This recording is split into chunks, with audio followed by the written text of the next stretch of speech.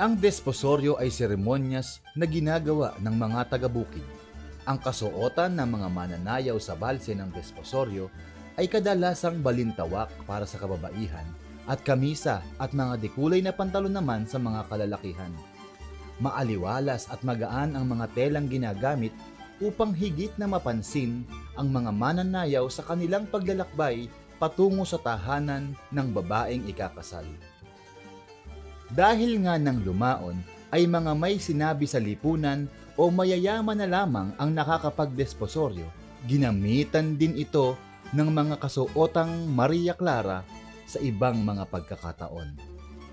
Sa kasuotan naman, kalimitan ng ginagamit ng mga nananayaw sa desposoryo ay yung mga kasuotan pangbukid. Ngunit ito ay isang sagradong ritual para sa kasal, kaya't maaari ding gumamit ng mga Maria Clarang kasuotan at pwede rin naman ng mga tradisyonal na kasuotan para itampok yung sayaw ng desposoryo. At kalimitan, binabase ito sa estado, sa buhay ng mga ikakasal.